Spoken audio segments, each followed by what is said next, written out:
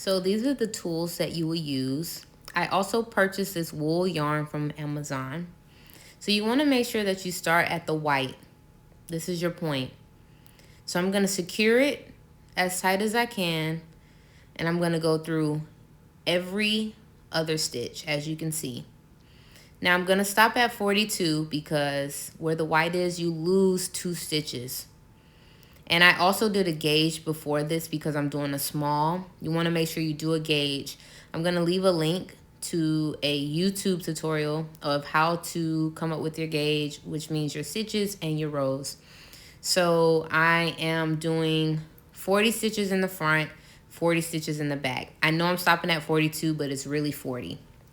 And then my rows, I'm going to do 156 rows in the front because I'm doing a full body front. And then I'm going to do 70 rows in the back. Now, as you can see, it's kind of hard to crank, but I'm going to go back and forth, back and forth. It's still, yeah, it's kind of hard, but as you can see, I'm going all the way back to the front, and I lose those 2. Now, I like to count my rows before I finish my project just to make sure I have enough rows. So I count to 20, and then I use a stitch marker to keep my place, as you can see. And then I'm going to count another 20 rows. And I do that all the way to the top just so I can keep my place and know how many rows I need to, you know, complete this project. So I'm still counting to 20, and then that's my next marker. So now that I've mapped out everything, I'm going back to the top. And you can go either way. You can go to the end of the project or you go to the beginning. But I'm making sure I size it around. And this is just so I'll have enough string to pick up each loop.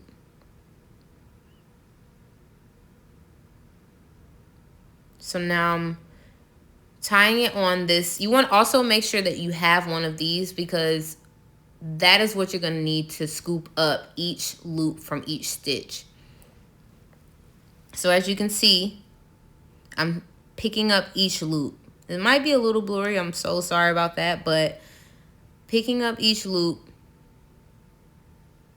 And I'm making sure I go slow because if you go fast, sometimes the loop can slip off. And it's just hard trying to weave it through the yarn to make sure it doesn't unravel. So I'm at the end. Sometimes I scoop it through that, and then I'll scoop it through 2 more loops just to make sure that I seal it and that it's tight. So right now, I kind of jumped ahead. You want to make sure that you do the same thing for the back. But right now, I'm creating the straps for the back. I'm going to do 3 of these. And it's the same thing. I'm going to go to 10. I'm going to do 10 stitches, which is really, honestly, 8. And I'm going to go back and forth, the same motion as I was doing before, back and forth. And these are your straps. You want to make sure you have 3 of these. Make sure you stop at 10. And I kind of winged how long I wanted it, but just long enough to be able to tie it in the back and long enough to where it can fit the base of your back. So as you can see, I'm kind of measuring it out.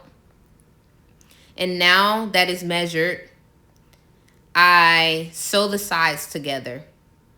You want to make sure also too that the project is inside out. You want to sew inside out.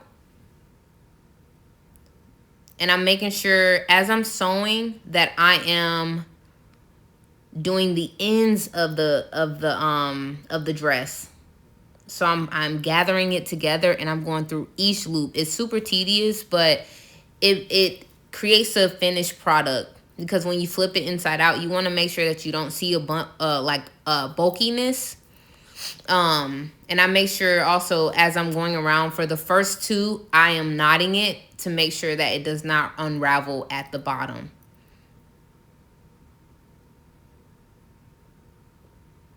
So I'm going through each stitch. I'm careful with that, as you can see. And this normally will take me like 20 minutes, like 10 to 20 minutes, because I actually really want to make sure when I flip it inside out that it looks good. So take your time when you do this.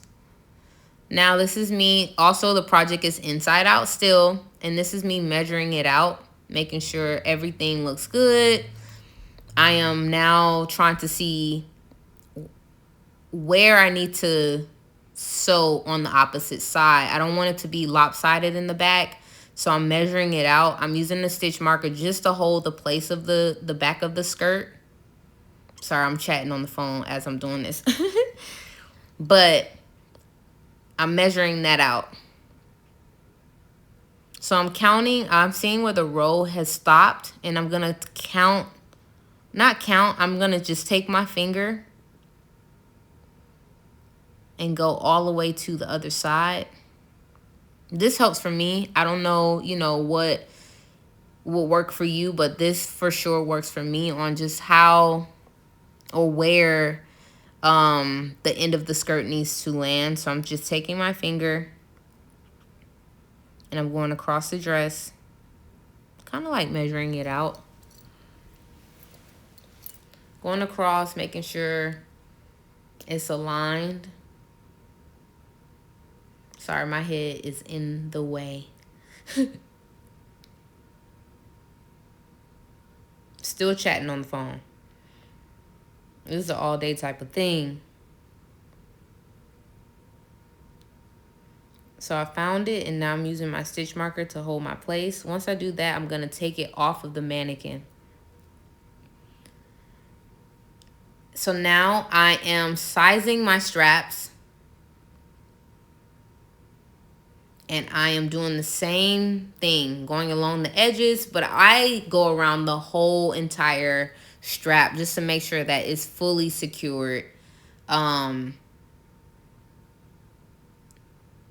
Making sure you go along the edges. And now I'm just kind of gauging the bust to make sure that it fits correctly. And I'm going to do the same. Sorry, it might be a little blurry. My camera just definitely went out of focus, but I'm going to do the same for the bust. And it's the same thing that I did for the skirt at the bottom. You want to just measure each side, making sure that it is in line. But I'm going to sew that on. And this is the finished product. I think it looks really, really cute. But this is me freehanding it, and I think it looks really nice. Thank you for supporting me, and I can't wait to do one of these again.